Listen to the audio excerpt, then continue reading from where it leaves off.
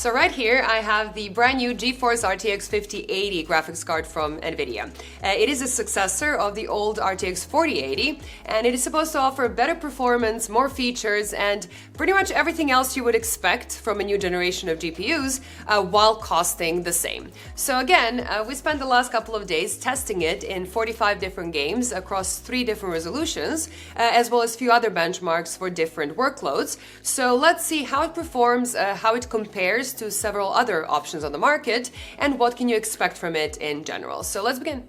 This Founders Edition model uses the same cooler design as the RTX 5090. So it is a slimmer 2-slot card, but it is pretty tall and pretty long, so you should still keep an eye on case compatibility. It has that same dual flow-through design with both fans pushing the air through the heatsink, so again, you will have to make sure that there is a bit of space around the top of the card for the air to actually go somewhere. On the rear I/O, you get 3 DisplayPort 2.1b connections and 1 HDMI 2.1b.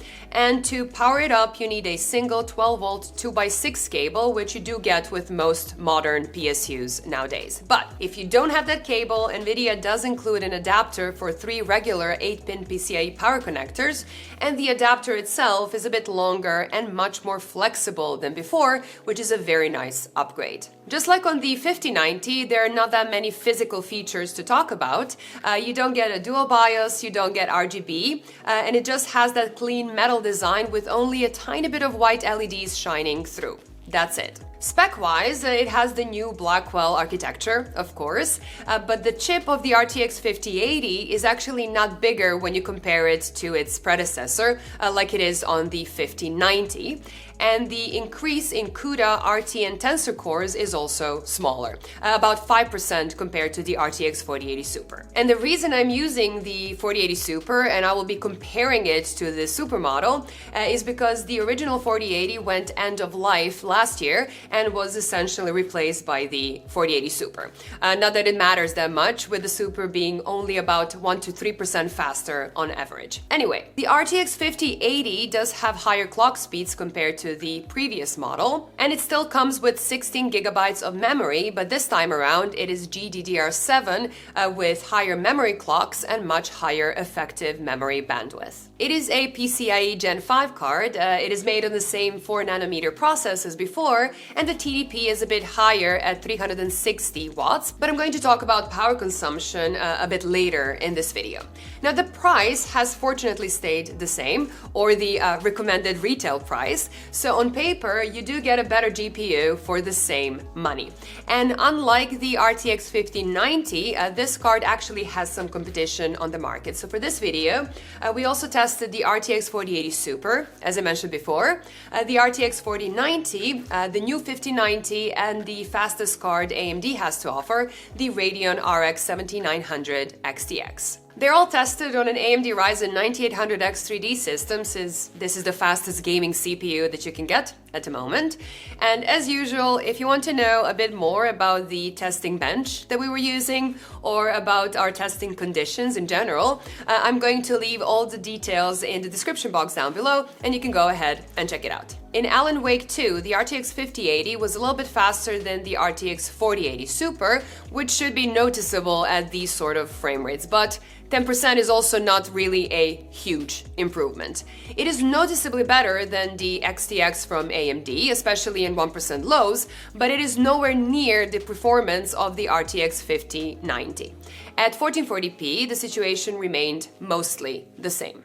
Formula 1 2023 is an interesting title because here the 5080 is actually 25% faster than the 4080 Super at 4K resolution, which really makes a difference if you're going to play this game at native 4K.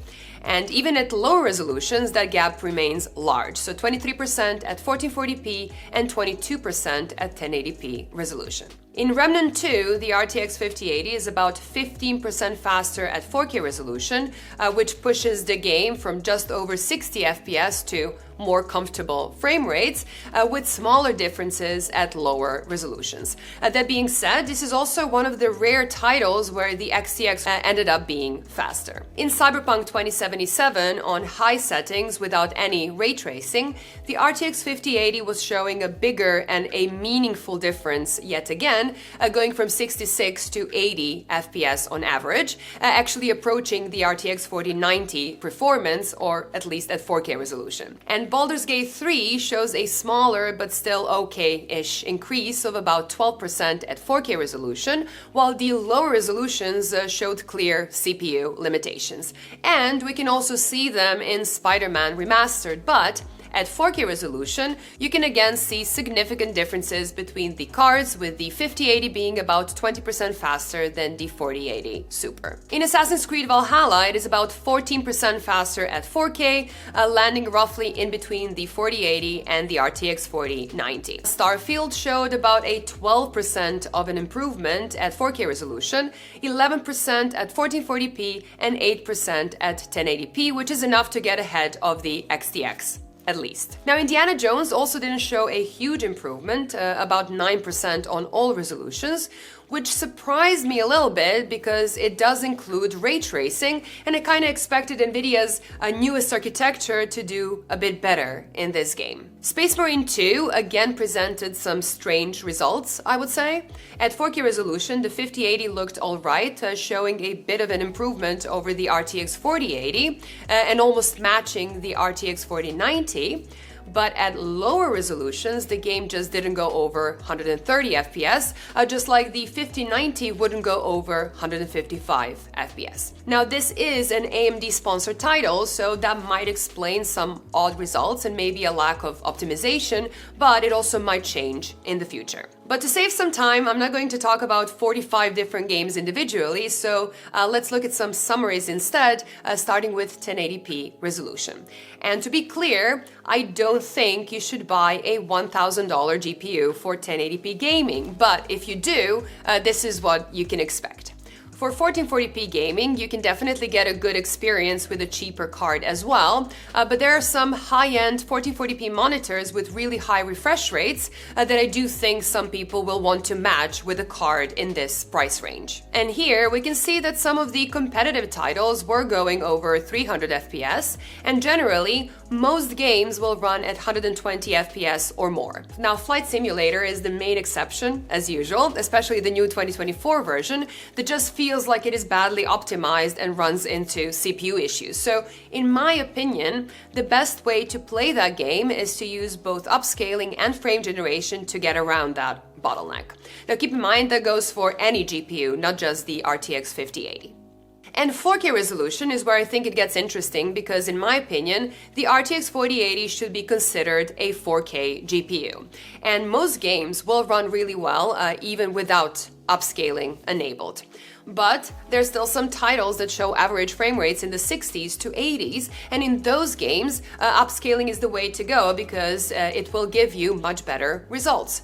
Frame generation isn't really needed with these games and settings, except again in Flight Simulator. And when you do consider how good DLSS upscaling has become, especially with the new Transformer model, it basically means that you can play any game on 4K, 120Hz or faster monitors comfortably. If we compare it to the RTX 4080 Super, it kind of depends on what game you're looking at.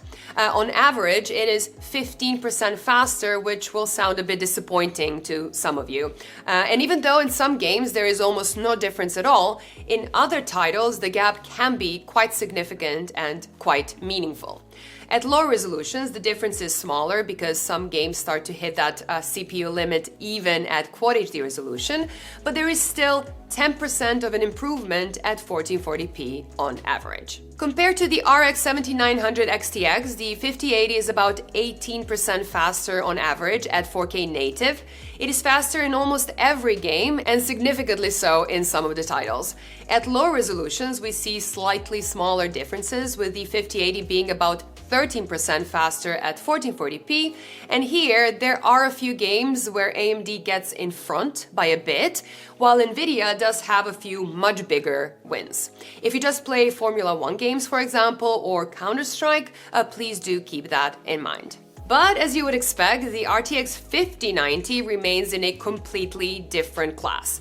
Now, it should cost you twice as much in theory, and in reality it will probably cost you even more, but it is also almost 50% faster at 4K resolution. So the performance gap between the absolute best that money can buy and the second best is really significant and a lot bigger than with most previous generations. Now, you do get most of the same features as with the RTX 5090, like DLSS 4 and multi-frame generation. And as I said before, I do not agree with Nvidia that it is fair to present multi-frame generation data next to native FPS data and then suggest that this new generation is somehow way faster than it was before. Frame generation is a complex topic, and in some situations it is very useful, like in Microsoft Flight Simulator, for example, where frame generation is the best way to get around that CPU bottleneck. Or it is good in really heavy, fully path-traced games where those extra frames can really smooth out the overall experience. But it is also not useful in esports titles where latency matters a lot, or when you have a lot of fast camera movements where there is just a lot of data to fill in. So let's check a few examples. In Star Wars Outlaws, at the highest setting with all RT effects enabled, frame generation or multi-frame generation can be very useful. The game was unplayable on native 4K. It was nicely playable with just upscaling enabled. But if you have a 240Hz 4K monitor, frame generation and multi-frame generation will make the game look much smoother, while the latency impact compared to just upscaling isn't that big, actually. So depending on your preferences, either of these three settings would be sensible to use. Dragon Age Veilguard showed a very similar result. Now, native rendering does look a bit better in this game, but I would say that going with either just an upscaled image if you're latency sensitive or with multi-frame generation if you're not are both valid options to consider. The difference between the 5080 and the 4080 Super is not that big here, but technically you can enable multi-frame generation and still end up with slightly lower latency than before. And it is more of the same with Alan Wake 2 in its fully path-traced mode. Native is unplayable, upscaled is definitely playable and noticeably better than with the 4080 Super, but with the high refresh rate 4K monitors, using frame generation is definitely an option worth considering, although the latency increase here was noticeable to me, so you can try both and just see what you prefer. Unfortunately, the game that Nvidia themselves has used the most in all their RTX promotions, Cyberpunk 2077, shows one of the weaker results here. In its highest fully path-traced RT overdrive mode at 4K resolution, the RTX 5080 just lacks performance. It is unplayable using native rendering, but even with just upscaling, we were only hitting 56 FPS on average. And if you then add frame generation or multi-frame generation to that, it will improve the FPS numbers, but the input frame rate is just too low for it to be a good experience. So here, you will have to skip on path tracing and maybe consider ultra settings with regular RT effects instead. So for those of you that got excited over the suggestion that a RTX 5070 might offer the RTX 4090 performance, you need to consider that it is not just about frames. Because if you use multi-frame generation, the 5080 can definitely deliver more frames than the 4090 in this game, actually about 50% more than the 4090 with regular old frame generation.